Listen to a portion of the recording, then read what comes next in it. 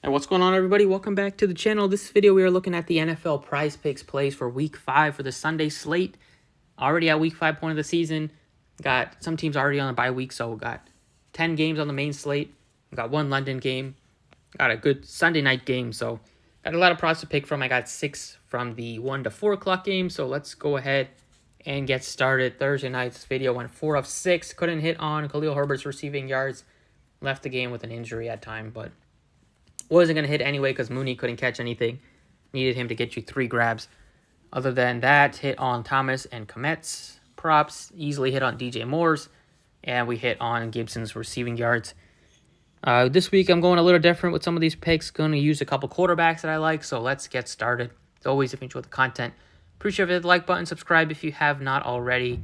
And get ready to lock in this week. Looking at pass rushing and receiving touchdowns. There's 2 quarterback props that I'm looking at. First one is Ryan Tannehill, 1 touchdown. I mean, he's going up against the Colts defense. They've already struggled a lot this year at times. They played well at times, already winning 2 games, but they're letting quarterbacks and especially running backs have lots of good success against them, and receivers have been going off. So Stafford had a great game last week against them. We saw C.J. Stroud throw for almost 400 yards against them in week 2, and Tannehill's coming off of a really good win against the Bengals where they looked dominant on both sides of the ball. Looking to carry some momentum into this game against the Colts. Tannehill himself had a decent game, just 1 touchdown, but he didn't make many mistakes. And he's also a guy that typically can run a little bit, so I wouldn't be shocked if he has a rushing touchdown. I definitely think he's going to have a passing touchdown. So 1 touchdown may be likely for a push, but I would be shocked if he finished it with 0. And I think it's a decent chance he gets you 2+ touchdowns. And then the second quarterback that we're looking at is Lamar Jackson. Over 1.5 passing / rushing touchdown / receiving touchdown. He happens to do some trickery there. This one I really like. 4 touchdowns last week, 2 in the previous 2 games.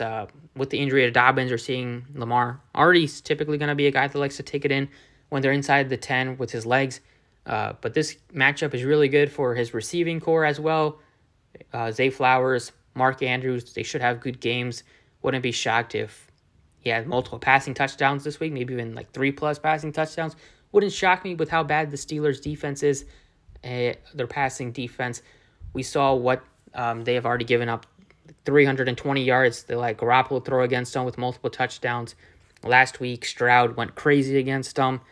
So I'm taking Lamar 1.5 passing touchdowns. I think that one looks really good.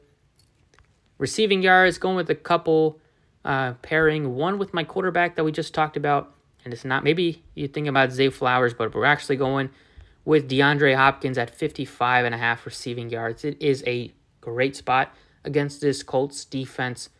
We saw Puka go absolutely bonkers last week. Hopkins is playing without Treylon Burks this week, so more targets, more routes, more snaps for Hopkins. And I do think Tannehill is going to have success moving the ball through the air, and they are. They're still going to look to run with Derrick Henry a lot, but I think they're going to, at times, because the pass is going to work, they're going to look to throw a little bit more than they typically do. And so for that reason, I think 55.5 receiving yards is a little too low.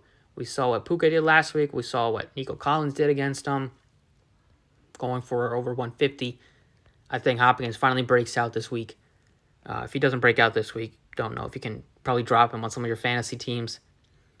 Next receiving props that we're looking at is in the Detroit Lions game. So we know that they are missing, or most likely going to miss, their number 1 weapon in St. Brown, who is doubtful. And without him, you're going to see a couple of other guys step up. I believe I already passed that game. But you're going to see them use their tight end more. You're going to see them have to have some of these second and third receivers step up. So I'm taking Sam Laporta and Josh Reynolds over their receiving yards. I think Laporta is just really low. I mean, his prop is probably similar to what it might have been last week. Maybe it was a little lower, like in the 40s, mid-40s, but I think without St. Brown, that's like typically 80 to 100 yards of production that they're going to have to replace. Something that's going to go to Laporta, maybe a good chunk of it. He's already playing like 75-80% of snaps at tight end, so he's always out there running a lot of routes, and he's probably going to be the number 1 weapon this week for Jared Goff. And then Josh Reynolds, taking him as well because he's already been playing great. 3 games where he's just crushed his props. Went up to 43.5 this week. He's played 73% of snaps last week. He's going to probably take St. Brown, who typically is playing in the high 80s. So maybe a handful more snaps. More routes run, more targets. I think even though the matchup isn't the best against the Panthers defense, they're in Detroit in that dome, so should have success moving the ball, and I think the Lions will still put up points, even though they might be without Gibbs, and looks like St. Brown is going to miss. So go ahead and throw these props in here. And then to round it out, to go with the best game to target from a fantasy perspective and maybe a DFS perspective, propping for props as well. But that Minnesota-Kansas City game last week, we just saw a pretty anomaly type of game from the Vikings where they didn't throw the ball much. They had some interceptions, some fumbles, turnovers really were the main reason. But Kirk Cousins only threw 19 times in that one. They still got the window, but typically he's going to be throwing 40s, mid-40s, maybe low 50s. This one I expect to be a back-and-forth shootout type of affair. It's in Minnesota in that dome. Both teams have great offenses. KC's still looking to have a big game with Mahomes there. He got outplayed by Zach Wilson. I think he's going to bounce back in a big way. And Justin Jefferson, he had 85 yards last week, and Cousins threw for like 139. So typically he's already going to hit this if Cousins usually throws for like 250 to, I think this game he's probably throwing for 300, 325 plus. Loving Justin Jefferson over receiving yards. Always going to be peppered with targets. Nobody can slow him down. And especially this KC defense, I don't think is going to have much success after what they've kind of allowed teams to do. And they have a lot of young guys in the secondary. And Jefferson's going to put on another show. So those are the 6 props I like. It looks pretty reasonable to me. Over 1 touchdown for Ryan Tannehill. 1.5 passing touchdowns for Lamar Jackson. 55.5 receiving yards for DeAndre Hopkins. 53.5 receiving yards for Laporta. Reynolds, we need 44 yards, and we need a 104 from Justin Jefferson. So best of luck if you are tailing. Let me know other props that you guys like in the comments, and I will catch you all next time.